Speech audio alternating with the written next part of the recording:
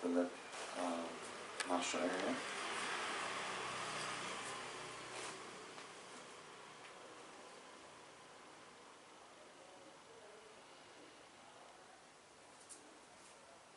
Or you can hone in on the sensation of the air passing over the skin as we inhale and exhale.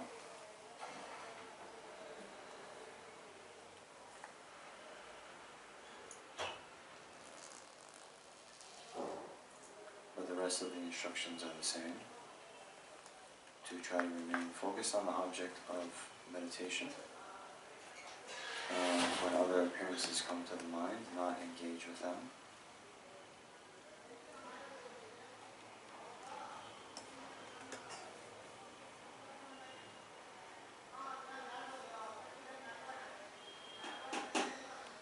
And we'll do this again for 5 minutes.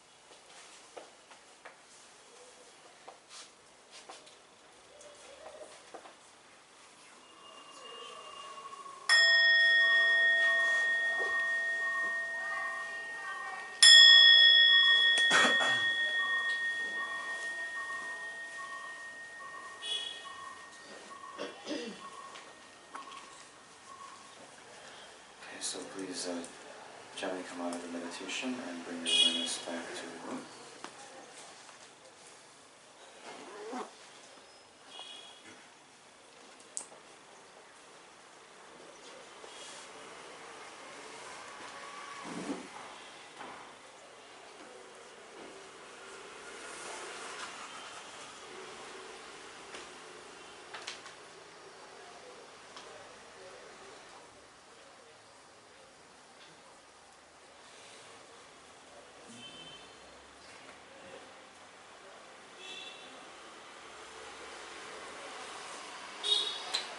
Okay, good morning.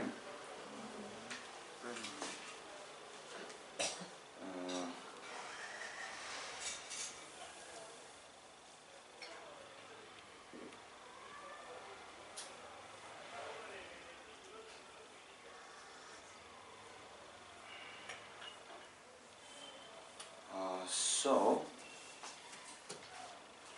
welcome back, everyone. No newcomers today. But let us just refresh our motivation, which I hope you did before you came, right? So anyway, please think that the purpose of my life is to benefit all sentient beings, and in particular, in order that I may be able to be of utmost benefit to sentient beings, I must first, no matter what it takes, attain the state of complete enlightenment. Therefore, I must learn about and train in the various paths of practice. And therefore, I've come to this lecture this morning.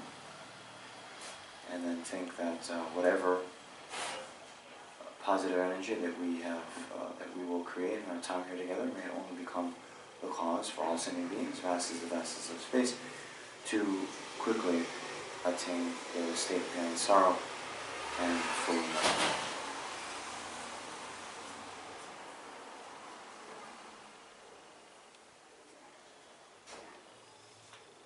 Okay.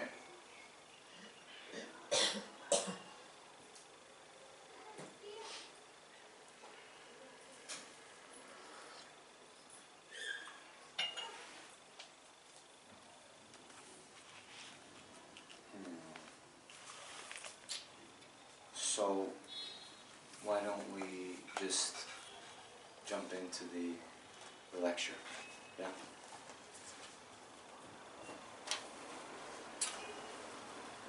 So if you recall from yesterday, we have talked about the benefits of Bodhicitta. Then we were talking about the two methods to develop the mind of Bodhicitta, the 7-point cause and effect instructions, as well as the equalizing and exchanging self for others. We are talking about the 7-point cause and effect instructions. And of those 7 points, we were now on point 4, which is the cultivation of love.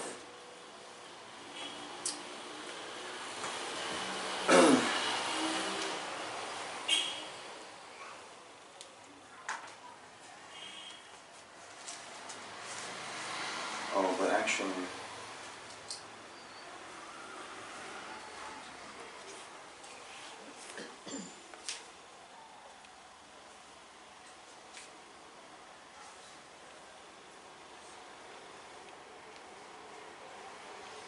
we were really in the middle of the 3rd point, the wish to repay their kindness. And actually Tsongkhapa has a very vivid imagery here, so I think it's good to just read the whole thing. Okay. So he continues. It is said that a kindness unrepaid weighs more than a heavy burden of the ocean together with Mount Meru, and that repaying others' kindness occasions the praise of the learned. The verses from the Naga King's drum says, "The ocean, Mount Meru, and the earth are not a burden to me, whereas not repaying others' kindness is a great burden to me. The learned praise persons whose minds are not excited, who recognize and repay others' deeds, and who do not waste others' kindness. In brief, your mother is crazed, unable to remain composed. She is blind, has no guide, and stumbles with every step as she approaches a frightful precipice. If she cannot place hope in her child, in whom can she place hope? If her child does not take responsibility from freeing her from this terror, who should take the responsibility? Her child must set her free. Likewise, the madness of the afflictions disturbs the peace of mind of living beings, your mothers. Thus they are crazed because they have no control of their minds. They lack eyes to see the paths to higher status and certain goodness. So, higher status, a good rebirth as a human or deva, and certain goodness, liberation or omniscience. Okay? So, when I mention the Tibetan phrases, are you taking notes on that? Or am I only talking to Wang? Okay? Ngonto is high status, and Nyelek is definite goodness. Okay?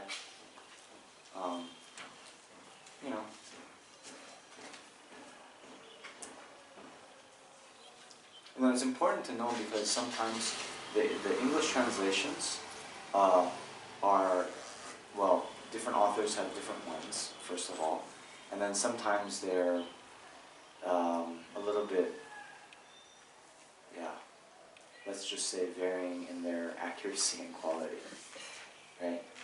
So then if you hear other people talk about using different type of terminology, if you know the Tibetan, then you know, okay, now he's actually talking about, whatever, Nelek. Okay, that's liberation. Nelek or Melek? Nye. Nelek. Nye-lek. Like N-G-E with if you know the French accents, with an accent aigu. Okay. Nye-lek. It's like Tashi de lek. You know Tashi de lek? It's the same lek. And lekso, actually, means, excellence, goodness.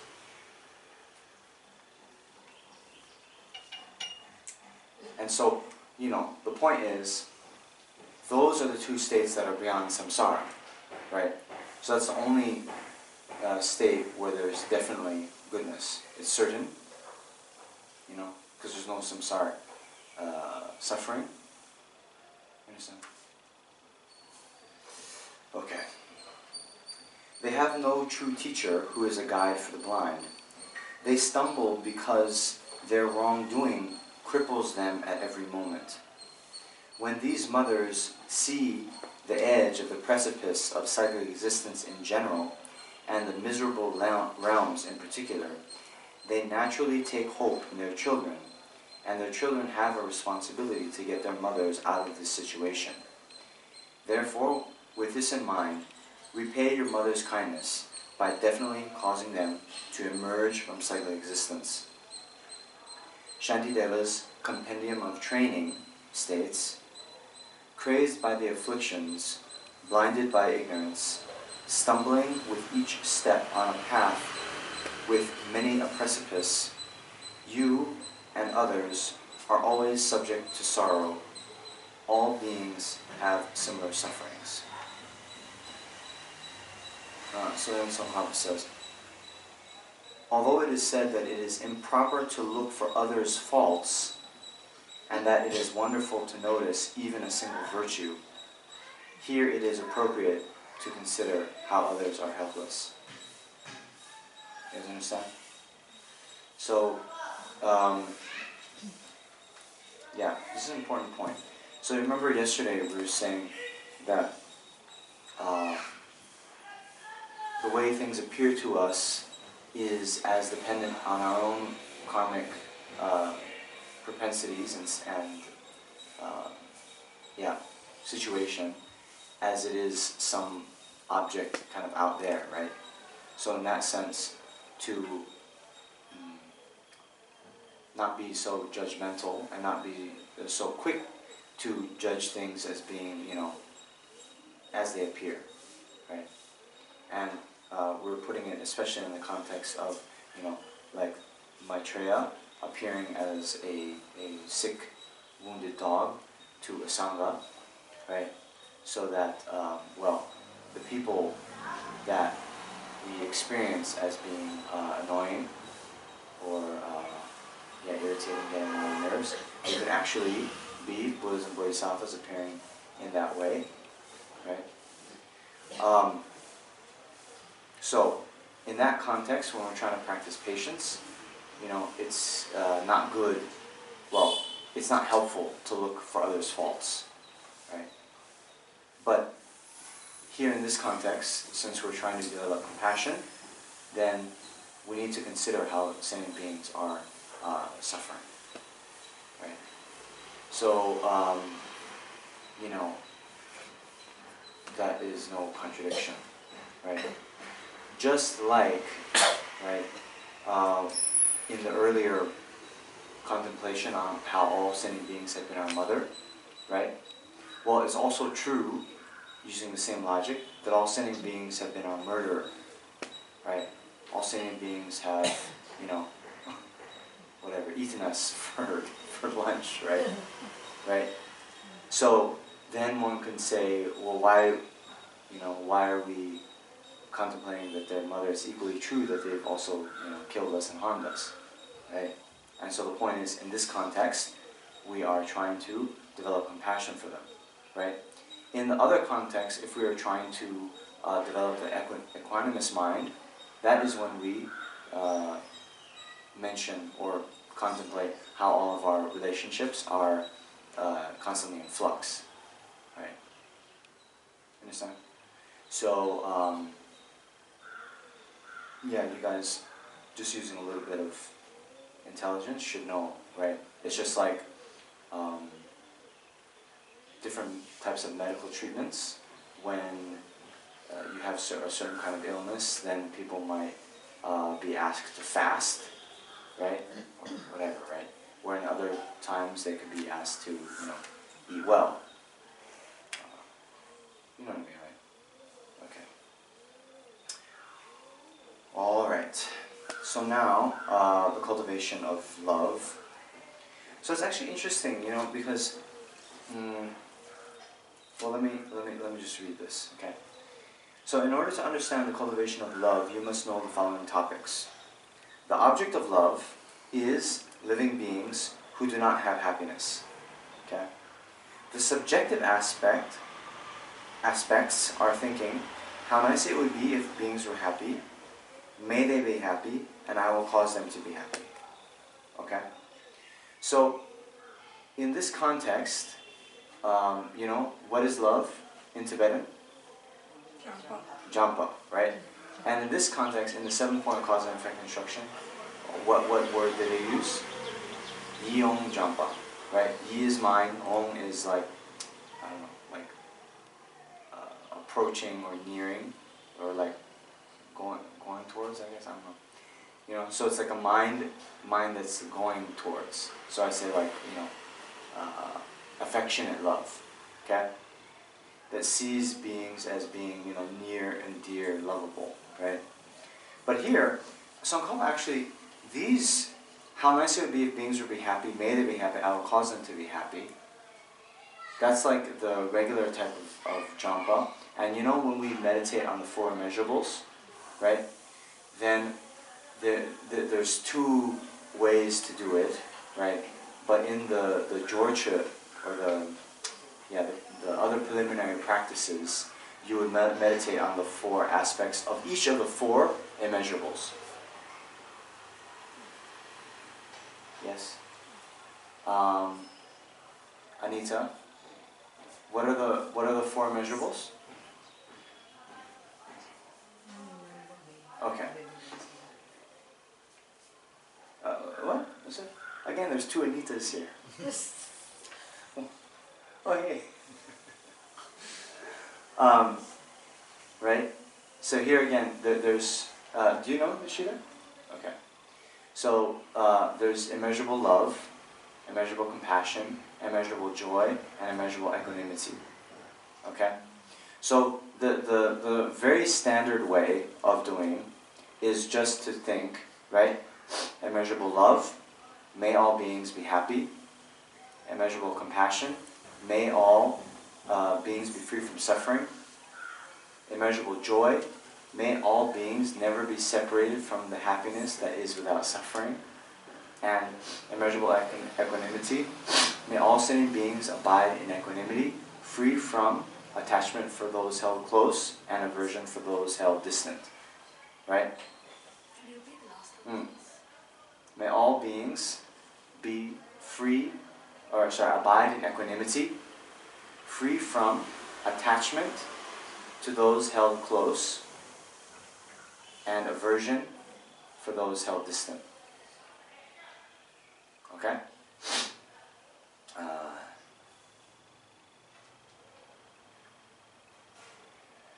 Okay. So, that's standard way. And that presentation, that order, is also one of the orders you see. Okay? But the other order you'll see, okay, they say like this. In the standard text, the order is like that. But others will say, actually, before beings are free from suffering, then they really can't have happiness. So you have to, wish them to be free from suffering first.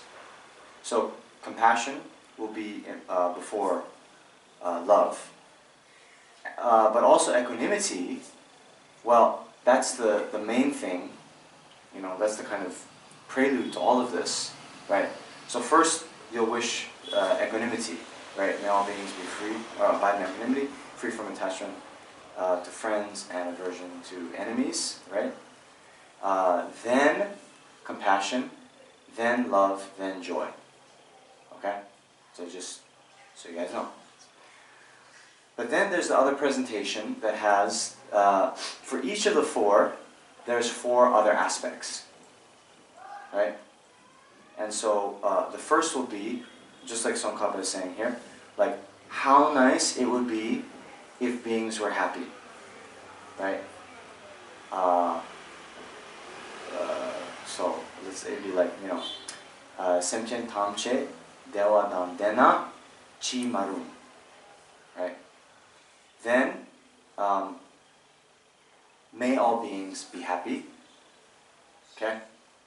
Then, I will cause all beings to be happy.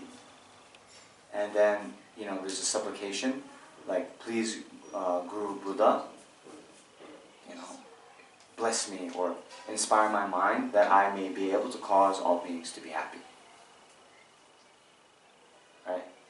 So then you just replace, right? For equanimity, you would say, I will cause all beings to abide in equanimity, free from attachment to those held close and aversion for those held distant. Right? May they abide in equanimity. I myself will cause them to abide in equanimity. Please, Guru Buddha, bless me that I may be able to cause all beings to abide in equanimity. Okay? Right? So now you guys know the 16 aspects? Anu? Yes? No? Okay. So it's 4 times 4, right? Okay. So you have the 4, right? What are the 4? You can give it in either order. Clarity, then compassion, love, and then joy. Joy. Yes, okay. So now, for each of those, there's 4 aspects, right?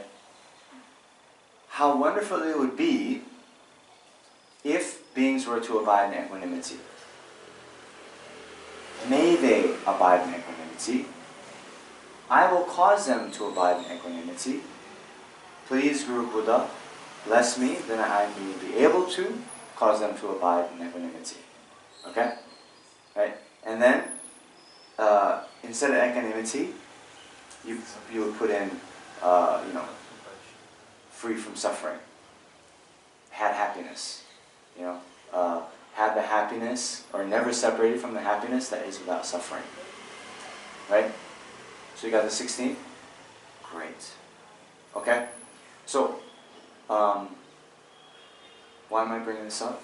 Well, one, these 4 measurables, it's a quite good and standard practice to have, right? And actually in the Jorche, or the kind of preliminary practices, usually you'll see the going for refuge and generating bodhicitta, and then the 4 measurables, and then well, there'll be a special bodhicitta, right? This is in the kind of Vajrayana context, right? I think everyone here, or maybe maybe a few of you haven't taken initiation before, but most of us have, right? So you'll see this, right? 4 measurables, and then a special bodhicitta, right? So in the context of like Lama Tsongkhapa Guru, Lama Chupa, it'll be like, you know, I must quickly in this life attain the state, the primordial state of Guru Yidam, right? I will liberate all sentient beings from suffering and lead them to the state of enlightenment. Therefore, I'm going to practice this Guru Deity Yoga, right? And then the 7-limb prayer, mandala offering, and then the kind of real body of the meditation, right? Okay, so that's one. These 4 measurables are important, okay? So we should know and then be able to practice them. But the second thing is, okay. Second thing to note is, of these 4 measurables, the 4 aspects, right? Remember last night we were talking about the mother-like compassion versus the father-like compassion? Okay? So these first 2 aspects, how wonderful it would be if all sentient beings were happy. May they be happy. Those are common with the Hinayana practitioners, right? Those are the equivalent in like the mother-like compassion or the mother-like love, okay? But the third, which is the third of the 4 aspects? Because yeah, the 4 aspects, I mean, you know, sorry, how wonderful it would be, I will cause them, right? That one is unique to the Mahayana, right? That one is the father-like compassion or love or whatever, right? Okay? So you should also know that. But the other thing to be aware of here is, you see, I emphasize how this is, you know, Yeong Jampa, not just Jampa. But Tsongkhapa, in his explanation here, he's just talking about the mere Jampa. So,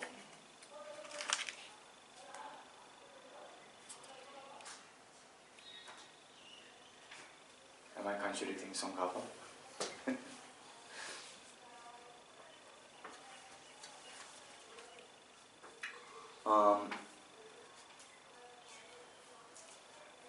Yeah.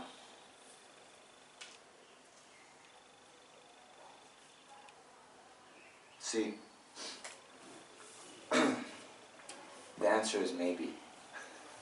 But in the other very seminal Lamrim text, Liberation of the Palm of Your Hand, which some of you are studying very diligently,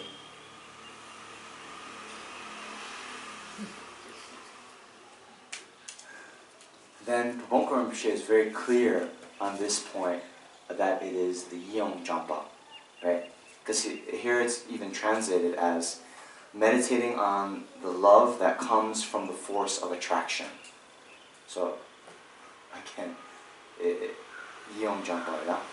So, he says here, right, this love appears in the form of a heartfelt cherishing and affection for sentient beings.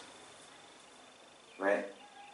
Love through the force of attraction, Geshe Potowa said to an old woman, is like the love you have for your son. Khor. Anyway, it's the son's name. Okay? So, in other words, love through the force of attraction is being attracted to all sentient beings as if they were your own children. Okay? Yeah. So, no problem. You know, there are these little differences in the presentation, right?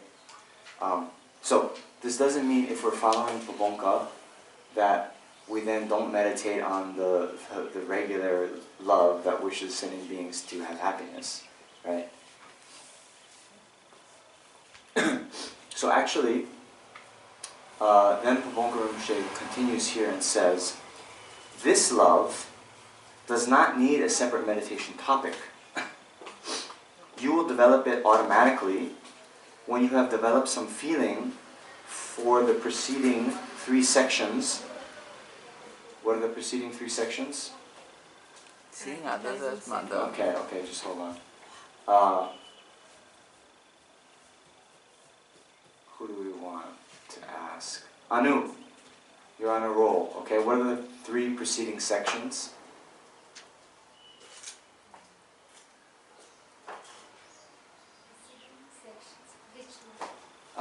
Sections. Okay, so here, yeah, I know you came in late last night. It's okay. No, so we're on the 7-point cause and effect instructions, right? And we're on the 4th instruction, which is the love through the force of attraction. Okay.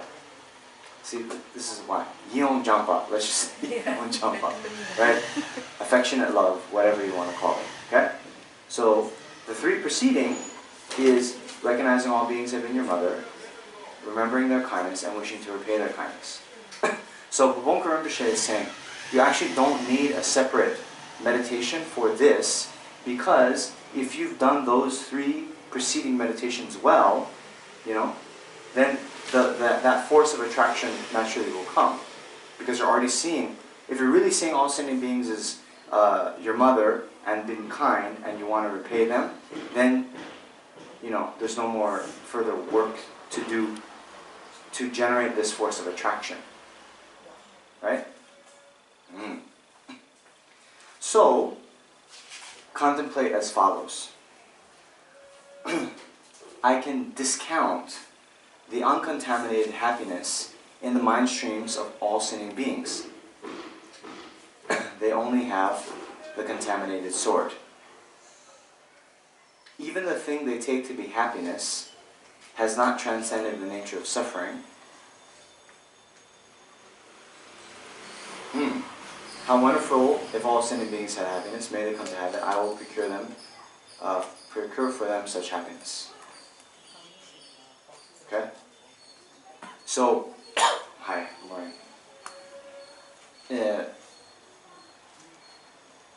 So you see, even here, the kind of regular love is coming into it, right? You see that? How wonderful if all sentient beings had happiness. May they come to have it. I will procure for them such happiness.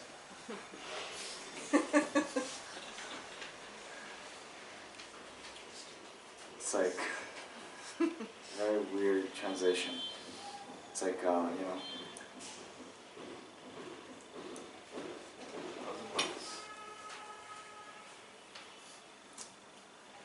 Excuse me, are you on the small leaflet or are you on the liberation of our mind? You know, I am on the 4th step of the 7-point cause and effect instructions. Yes. And so I am drawing from various sources. Okay? to explain this concept. Right now, I'm reading from the version on the palm of your hand, but a few minutes ago, I was reading from Lam Chen. Okay? Alright. The fourth one, which you said about attraction. Yes.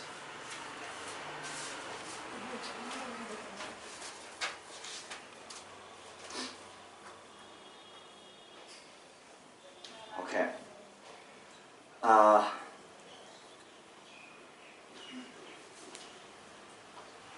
So remember, these development of bodhicitta are trying to overcome our self-cherishing thought, which holds ourselves to be more important, more suitable to be cherished than all of the sentient beings, right? So I was saying last night, the big picture is, to combat that, we either have to raise our level of concern for other sentient beings so that it becomes in line with the level of concern we have for ourselves, or we knock ourselves down a few notches, yeah, from an inflated sense of self-cherishing, so that we're in line with others. Okay? So then, the 7-point cause and effect instructions primarily serves to increase our level of concern for other sentient beings. How we do that is by meditating that all sentient beings have been our mother, remembering that they've been kind to us in innumerable ways, and then thinking that, we wish to repay their kindness. Okay? So, then the fourth step is Yeong Jampa, a love that views sentient beings as, near and dear, right? As Geshe Potowa says, love through the force of attraction is like the love you have for your son. Okay? So, this is to be distinguished between the mere love that thinks, may all beings be happy. Right? So, the love you have for your son is just that you feel a kind of closeness and warmth, a kind of feeling. It doesn't have necessarily that subjective aspect of, may you be happy, may you be happy, may you be happy. You understand? Yes? Okay.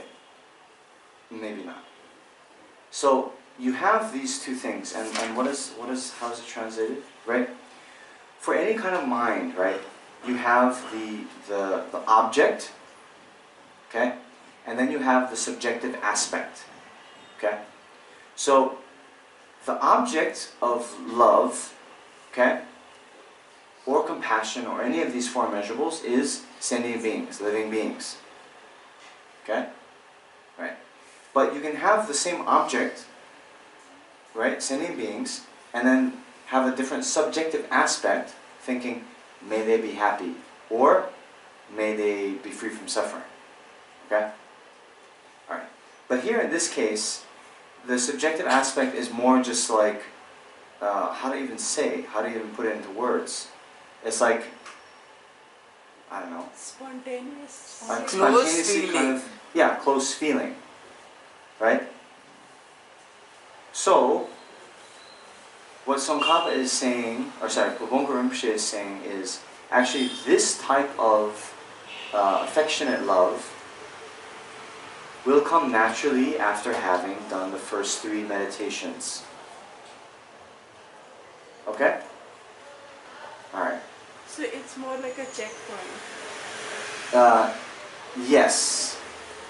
It will be, yeah. Then, from within that state of that affection, you then meditate on the love. love thinking, may all beings be happy.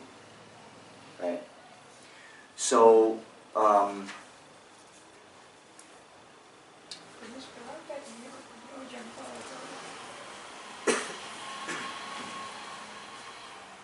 Ya kiku yi da yi a nara o.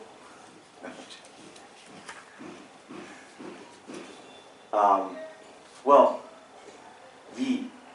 So Y-I O-N-G J. Huh? It's a Tibetan phrase. No, but I'm requesting you to give it in alphabet so I can write it down. Yeah. Y-I. It starts with a Y. Yeah. Yi.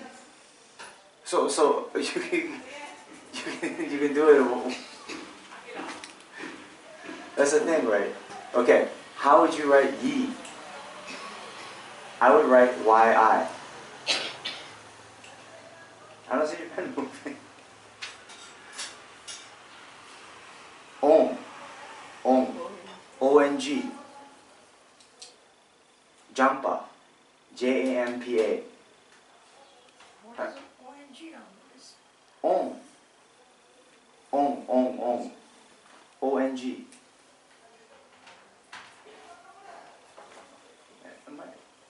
What is the Y? I'll write it down for you, Subhash. Yi. Yi. So I could see someone, if I just say write down yi, someone could write down Y-E-E, or someone could write down Y-I. Right? I don't know. Like, don't you guys do this all the time? This is what I was asking you guys with Diwali or Diwali or whatever, right? So that doesn't really matter. As long as whatever is on the page, then when you look at it later, you can produce the sound yi.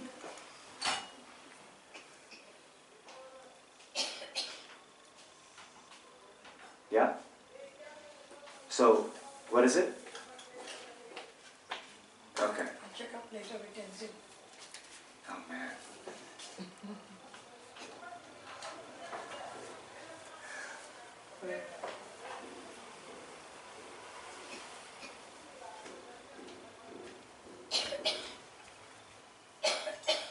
Okay.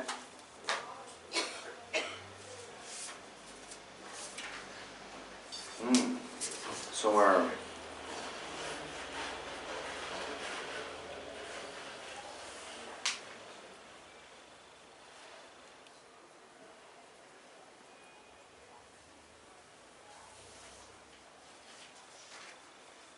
Okay, so now,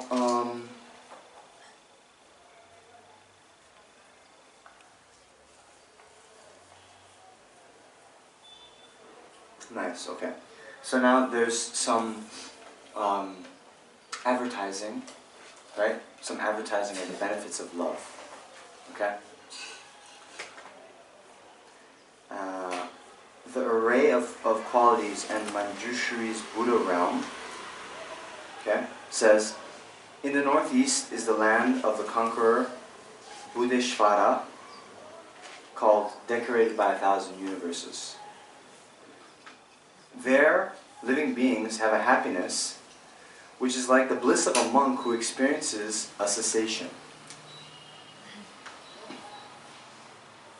Cessation? True cessation means having abandoned a part of the obscurations. Okay? If you generate a loving attitude here in Jambudvipa, right? That's where we are. Toward all living beings from merely the snap of the fingers, the merit produced greatly surpasses the merit gained by keeping pure conduct there for how long? 1 trillion years. Is there any need to mention the merit of abiding in a loving attitude both day and night? Moreover, Nagarjuna's precious garland, the Ratnavali states, to offer 300 small pots of food, even 3 times a day, does not equal the portion of the merit of a fraction of an instant of love. Even if you are not liberated through love, you will attain its 8 good qualities. Devas and humans will love you and they will also protect you. You will have joy and much physical pleasure. Poison and weapons will not harm you.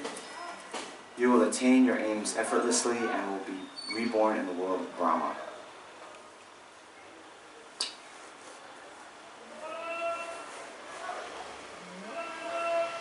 So, just so you guys know, it's very interesting.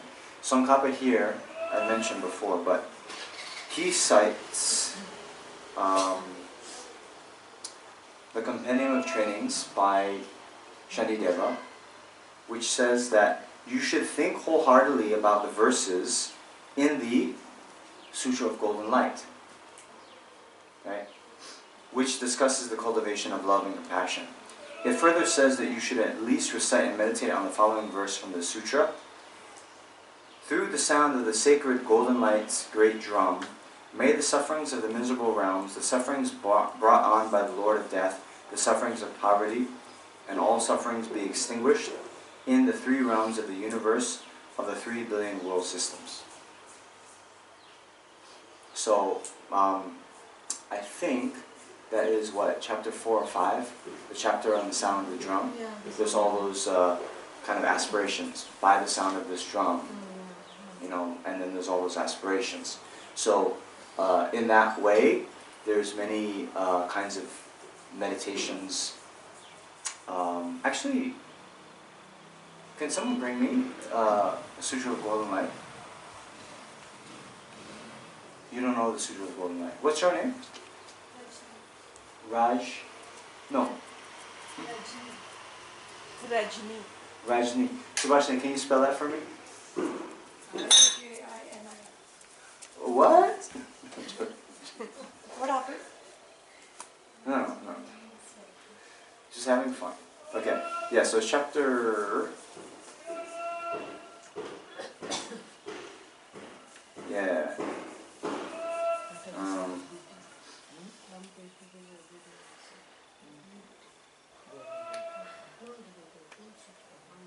Yeah, so chapter 4, it's actually called the chapter on confession.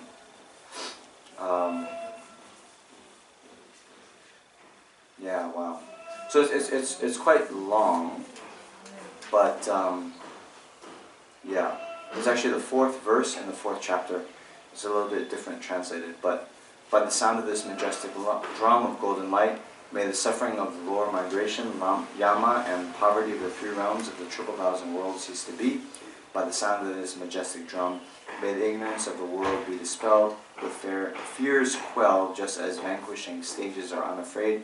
May sentient beings become fearless and brave. Then it continues for a few pages, like with all these aspirations for sentient beings, right? May beings always find the company of Buddhas.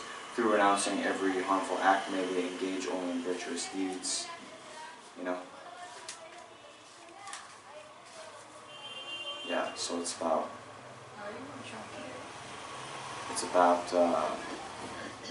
13 pages of these aspirations. Very, very beautiful. Subhashini, I'm on the Sutra of Golden Light.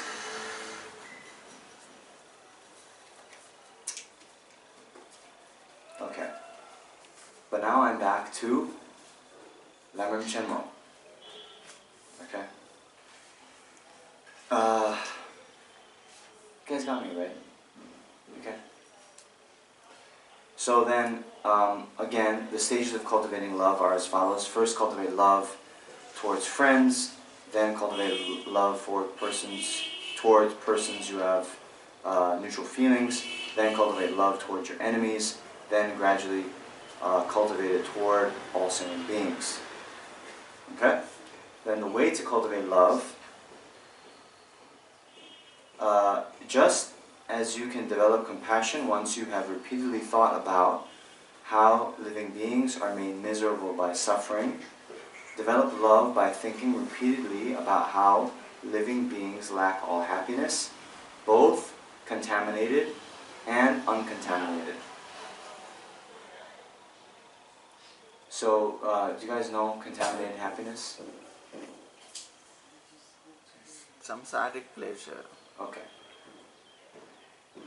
Any happiness that you experience, that you have experienced, is contaminated.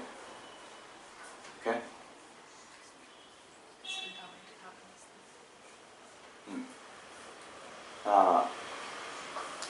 Okay.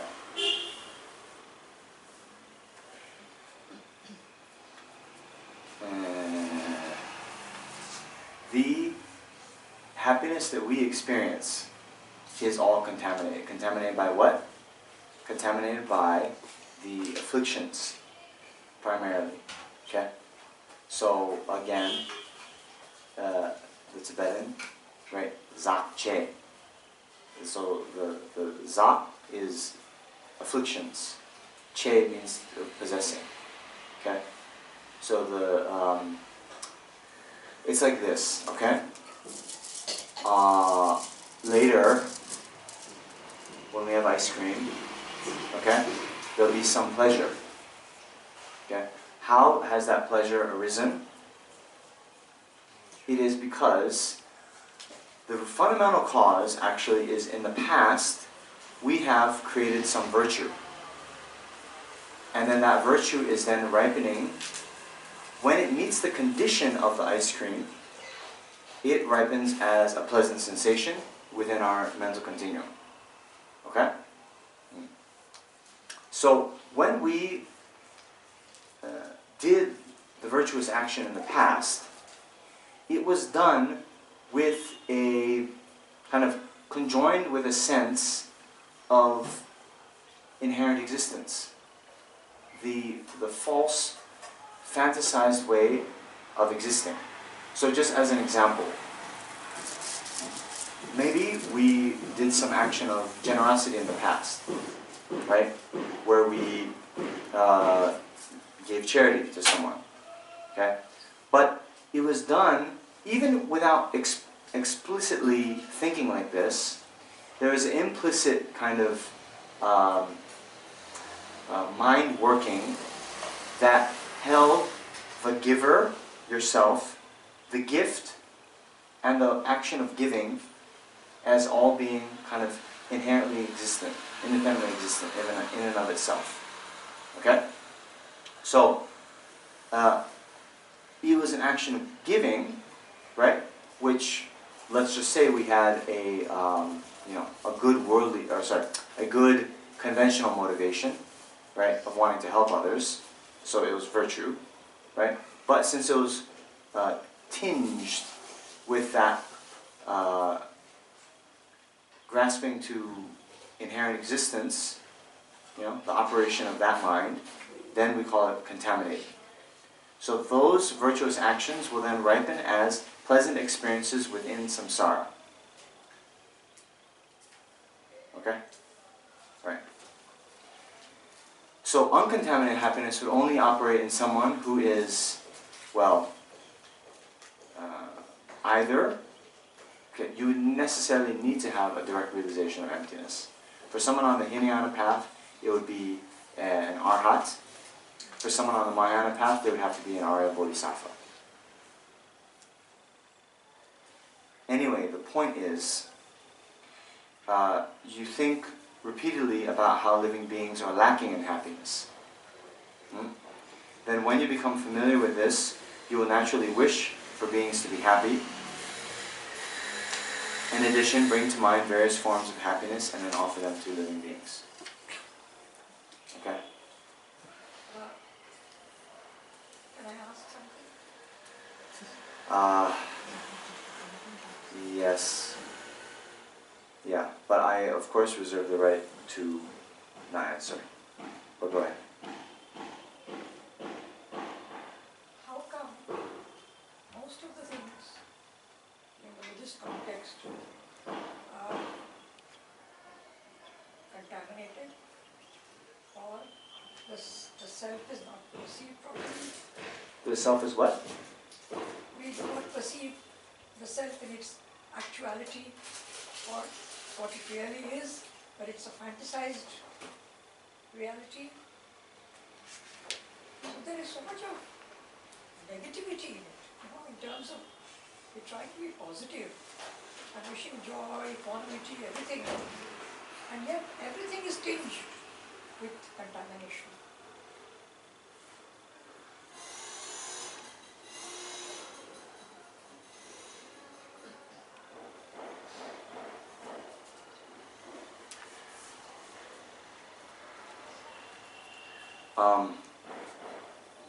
Or an improper understanding of the of reality.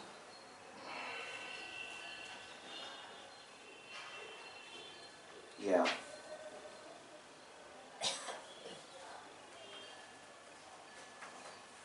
Subhashini, this is not directly related. Well, no. I'll just say this. So, remember the attitude that we should have when we come to the teaching. Okay? What is the first one of the 6 attitudes to have? You are patient. Talking about Paramitas? No. The 6 attitudes.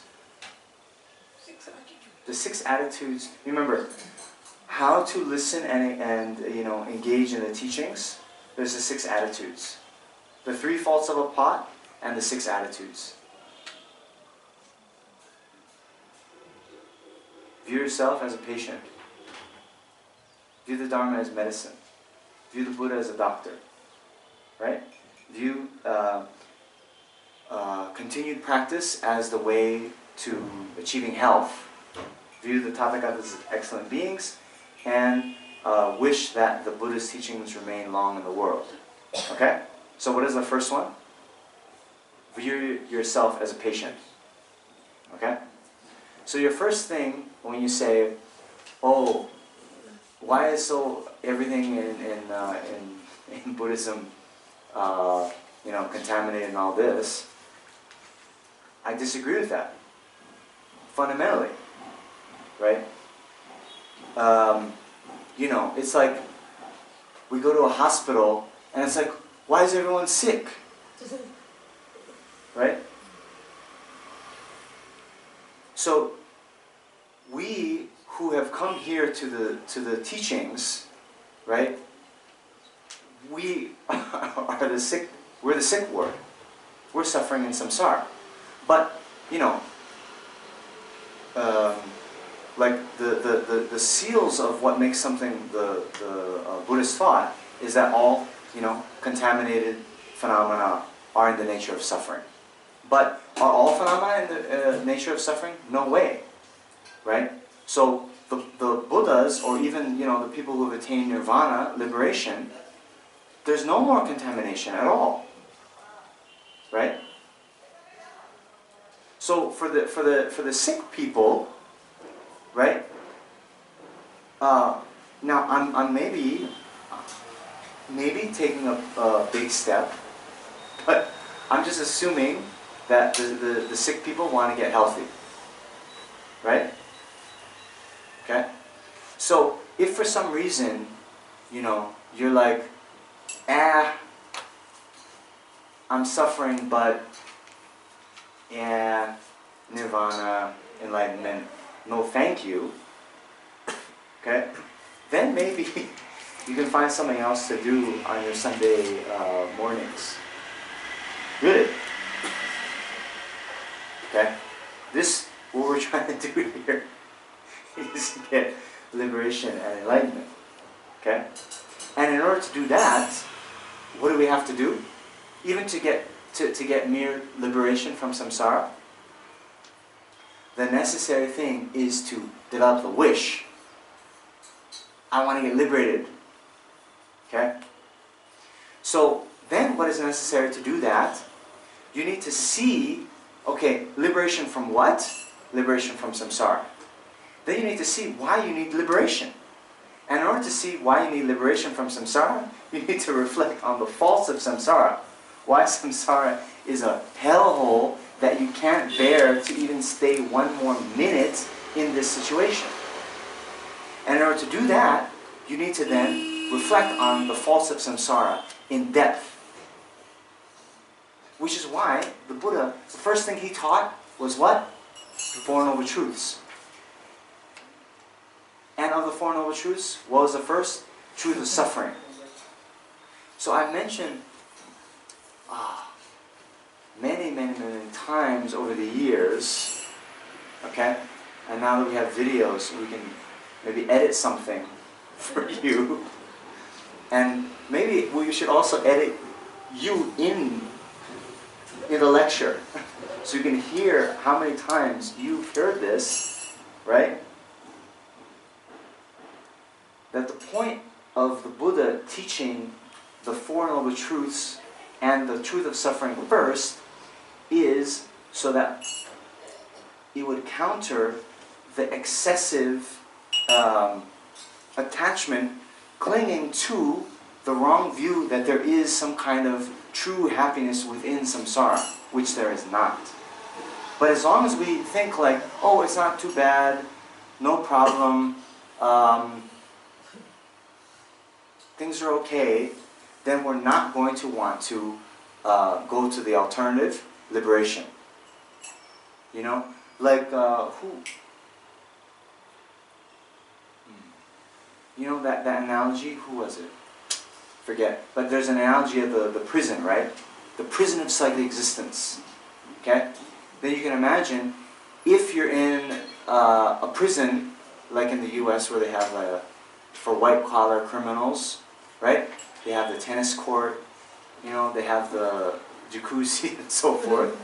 If the guard leaves the door open, you might as well just close the door. Right? If you don't see faults in your situation, you're not going to want to leave.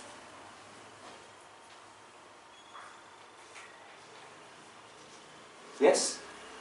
Okay.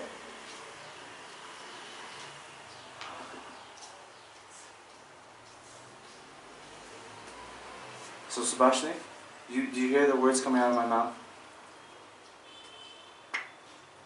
So the two parts to your question. Why is everything talked about as contaminated? I'm saying it's not. Right?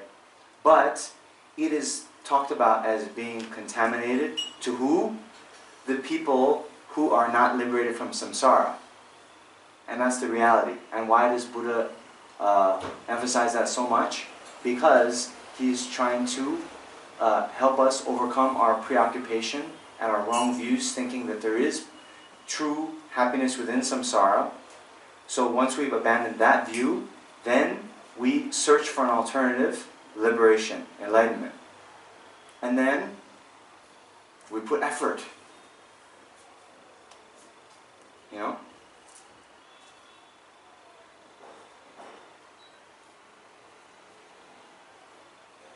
Okay? You understand?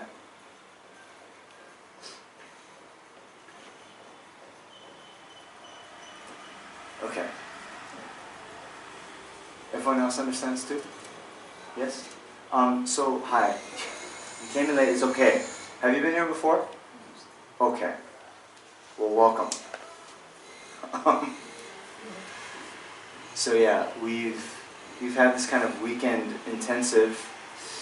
We did Friday night. We did all day yesterday, and now it's Sunday. So I hope you're able to just kind of pick up something from where we are. Okay? All right. Welcome.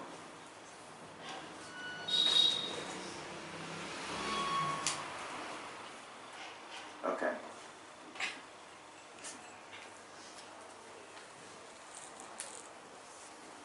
All right. So, all right. Let's continue. Just so basically, just to give you the minimum to get you on the same page. Okay.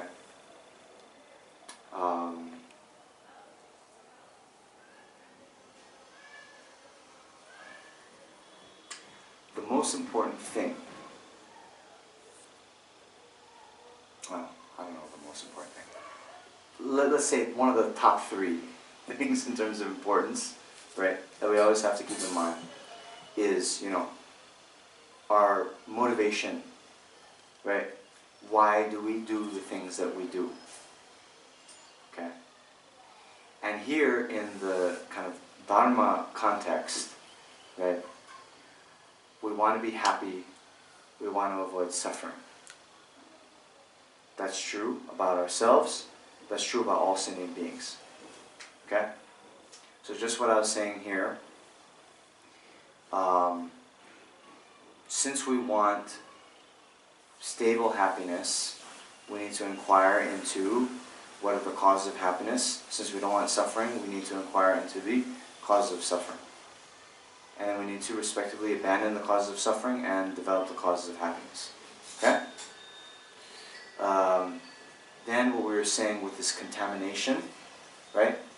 Within the realm of samsara, the cycle of rebirth, there's no actual happiness. All the happiness that we experience is ultimately unsatisfying in nature. Okay? So to get rid of this situation, we need to get rid of the causes of samsara. If we do so, we'll attain the state of nirvana, liberation. Okay? But we distinguish between the mere attainment of liberation and the attainment of full enlightenment. Okay? The enlightenment of Buddha. And the difference in those two kind of states is fundamentally that the Buddha has abandoned all the negative faults and developed all the qualities of mind to their fullest extent and has achieved the state of omniscience. And the point is, the real benefit of attaining the omniscient mind is that then one is in a position where you can offer the utmost benefit to all other sentient beings and lead them to that state as well. Okay? So just as in order to attain liberation, we need to develop a wish to attain liberation, and therefore we need to meditate and contemplate the faults of the alternative samsara. To attain full enlightenment, we need to develop the wish to attain enlightenment. Okay? And, well, this wish to attain enlightenment needs to be conjoined with a wish to benefit all sentient beings. And now, again, to really generate that in our hearts, there's a series of mental trainings, right? And we're talking about the two main ways to do that. And the first one we call the 7-point cause and effect instructions, where, there's 7 points and they all serve as causes. The effect is this mind wishing to attain enlightenment for the benefit of all sentient beings, which we, in Sanskrit it's Bodhicitta. Okay? So the 7 points are viewing all beings as having been our mothers, remembering their kindness, wishing to repay their kindness, developing a kind of affectionate love, okay, that we all have talked about. Okay? Now is the next step, compassion. Okay. You understood the words coming out of my mouth? Great. That's good. Okay. So now, the cultivation of compassion. In order to understand the cultivation of compassion, you must know the following topics. The object of compassion, just guess? Sentient beings. And then Tsongkhapa also says, who experience misery through any of the 3 kinds of suffering?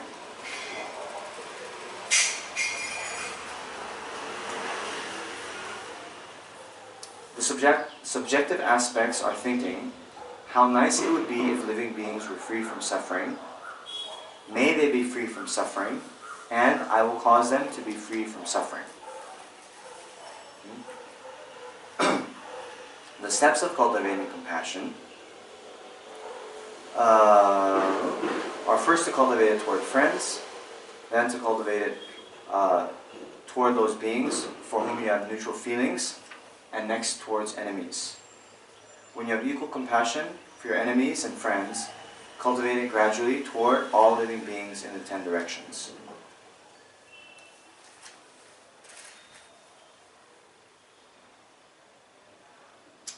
So,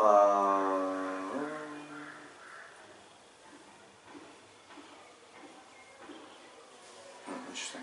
So Kamala Shila, yeah, following the discourses on knowledge, set out this way of gradually cultivating impartiality, love, and compassion, while distinguishing specific objects of meditation. So, there's a footnote here. Let me look at that. Okay. It just says where in the stages of meditation it is, but it doesn't give an explanation. Okay. It is an extremely important point. If you train in these attitudes of impartiality, love, and compassion without distinguishing and taking specific objects of meditation, but only using a general object from the outset, you will just seem to generate these attitudes. Then when you try to apply them to specific individuals, you will not be able to actually generate these attitudes toward anyone. But once you have a transformative experience toward an individual in your meditation practice, as explained previously, you may then gradually increase the number of individuals you visualize within your meditation. Finally, when you take all sentient beings in general as your object of meditation, okay? When you sustain this practice in meditation, you will generate these attitudes correctly, whether you're dealing with individuals or as a group. So what is this saying? So remember, we were saying first in the context of generating impartiality that you visualize three beings at first: a friend, an enemy, and a stranger. And then you try to balance your feelings towards each of the three, and then you gradually build and build. Okay? So what Kamala Shila was saying, and now what Tsongkhapa is echoing, is that, see, normally, and even sometimes when you do the metta meditation, you'll just meditate, may all beings be happy. May all beings be happy. But it's very nebulous, right? May all beings be happy, right? So, if you just start meditating at that, because it's nebulous, you could even think, oh, I'm meditating on love for all sentient beings. You can get a little bit of feeling, and then it's kind of easy, and then you rest yourself in that feeling, and then you think you've arrived at the destination. You think you've got the realization, right? But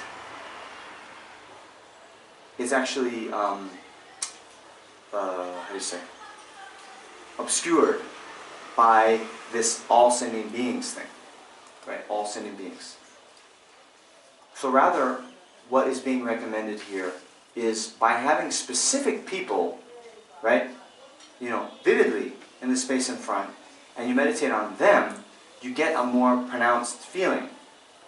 And because of its specificity, it's real and tangible, not just kind of all sentient beings. Then after you're able to cultivate the real full-fledged feeling towards the three, then you can gradually build, to then all the beings, say, in the room, and gradually build out toward all sentient beings. Understand? So the way to cultivate compassion is as follows.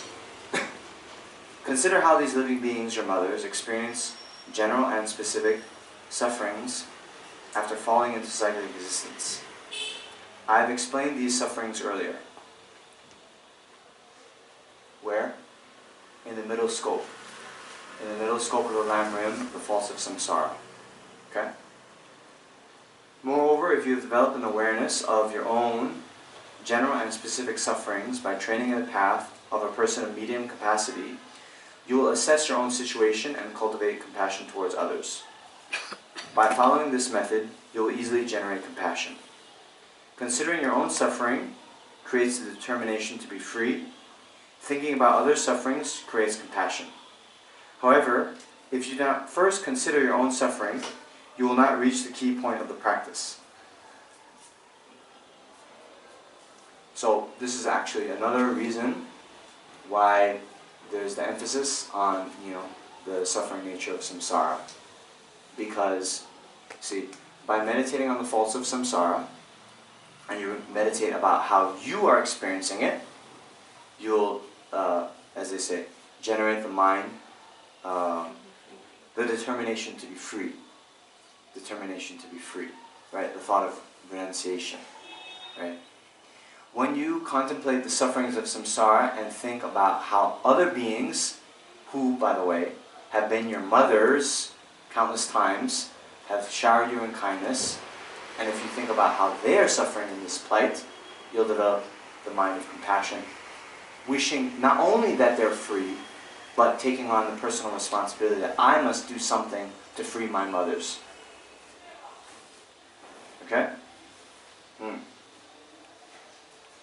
So then Tsongkhapa says, these are simple illustrations on how to meditate. Intelligent persons should meditate in detail on the 110 sufferings that are observed with compassion. These are explained in the Bodhisattva levels.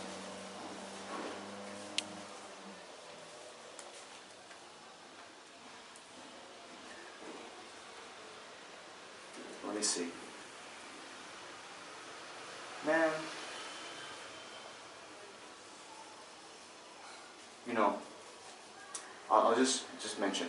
In general, they did a great job, okay, with this, the Lamrim Chema. But you know, in some of the texts, okay, and I think Jeffrey Hopkins is especially excellent with this, okay? In the footnotes, if you see like, oh, the 110 ways of compassion explaining the Bodhisattva levels, in some texts, you'll look at the footnotes and it'll list out the 110. Yeah? Right? Isn't that awesome? But here, what do we get? We get the kind of page number in the Tengyur where we can find. Okay? So now my question is to you guys, how many of you have Asanga's text, the Bodhisattva levels at home?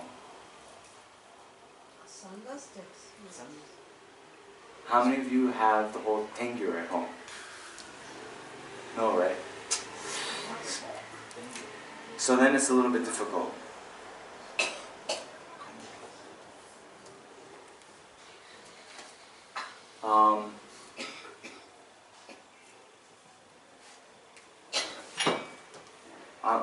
I'm going to just make a little bit of a segue, right?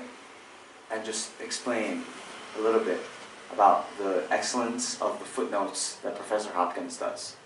Okay? So I'm now switching to Emptiness in the Mind Only School of Buddhism, because this came up yesterday. Okay? So, by the way, you can just see, you know, in Hopkins' text, this is the real text, and these are like the footnotes. Okay? This is the text, this is footnotes. Very, very informative. So, why am I bringing this up? Because here I found Hopkins talking about this whole avatar thing that we were talking about yesterday. Okay?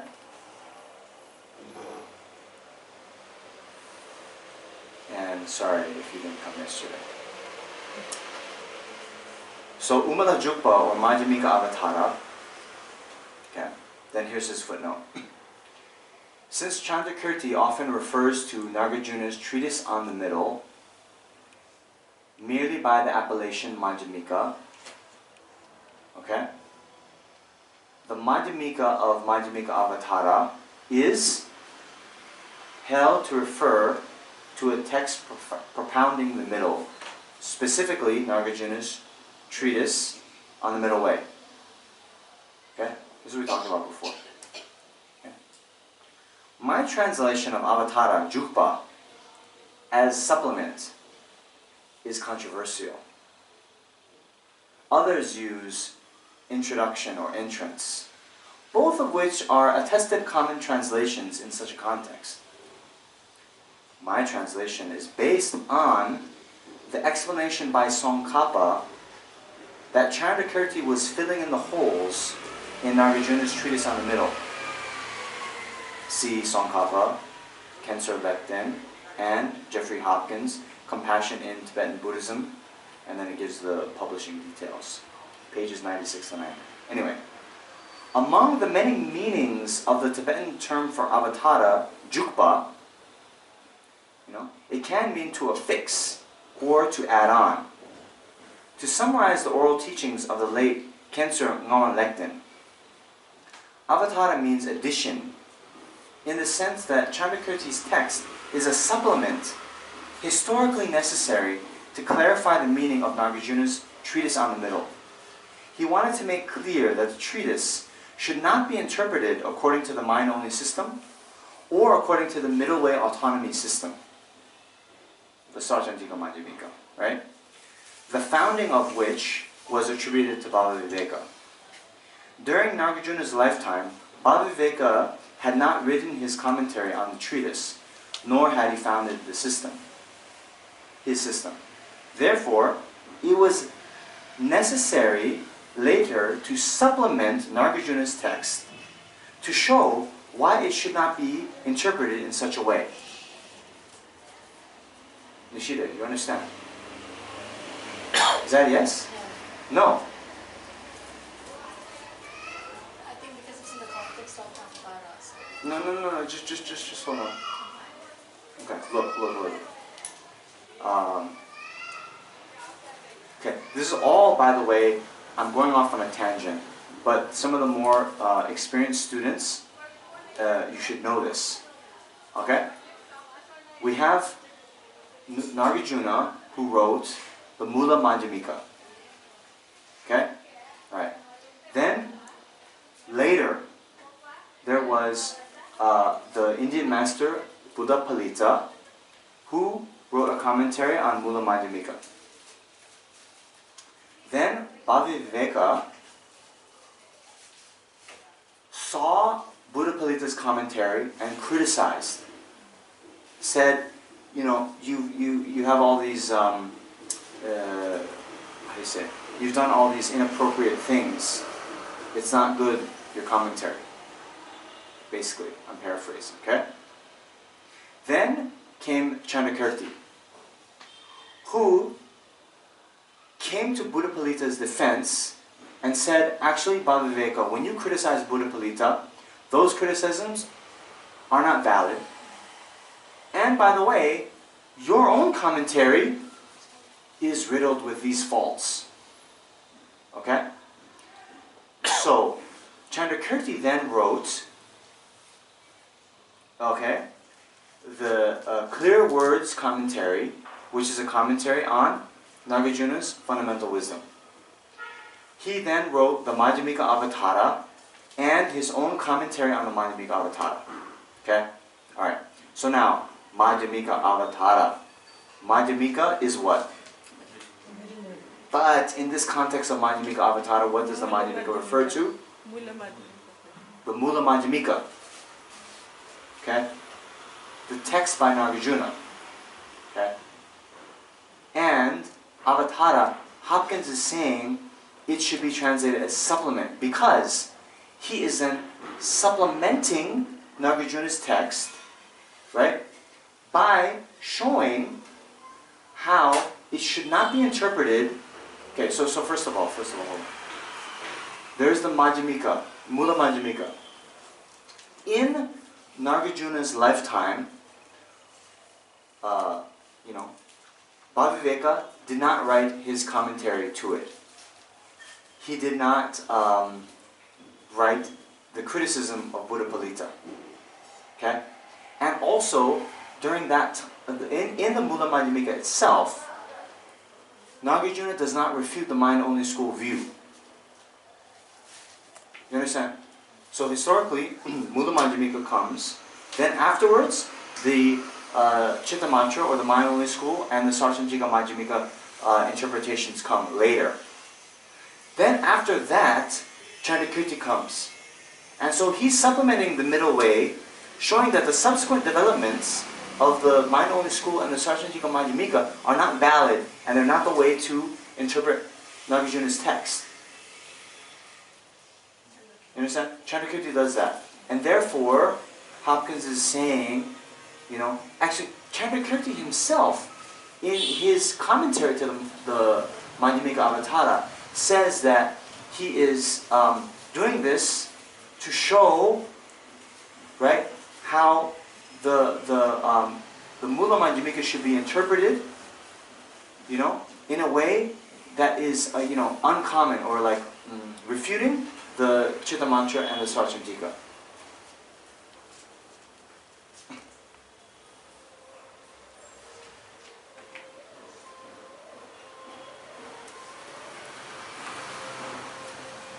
Anyway.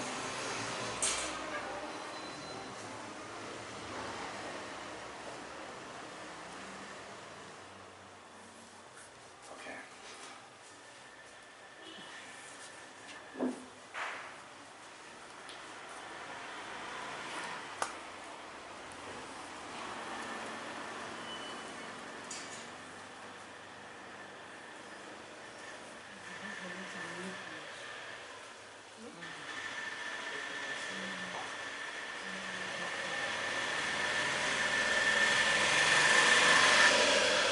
So anyway, yeah, it continues on. I'm just feeling like,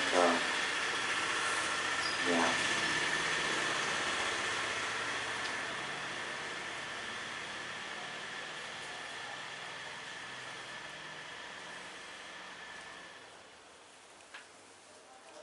Anyway, so the point is, yeah, some footnotes. Add a lot of new information. It actually goes on for their page, but yeah, I don't want to get into that actually. The essence, which I've explained now, I don't know, maybe 5 times, I think, I hope is enough for you guys. Okay? But where do you actually get a specific 101? No, 110. Sorry, 110. It's in Asanga's text. Specifically, it's given in order? Yes. Okay. So this is what I was saying. I wish we had that. Tsongkhapa is saying here, intelligent persons, and just by your main question, I appreciate the fact that you consider yourself an intelligent person.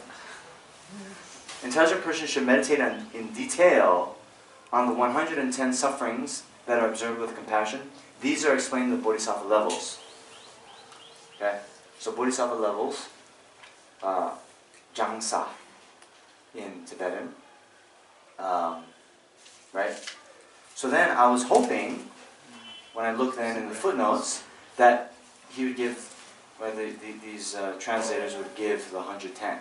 It'd be in a very big footnote or endnote. But they don't, they just give you the page. So, if you look in the Bodhisattva Bhumi, right? Bodhisattva levels, okay? The Peking way of cataloging it, volume 5538, page 190, the 5th line, to page 192, the 1st line. That's what they give as the end note.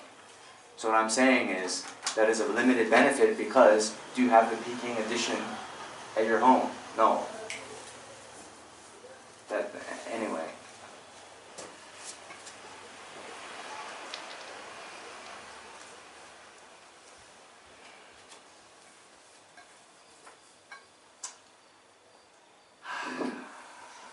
Okay, let's have a break.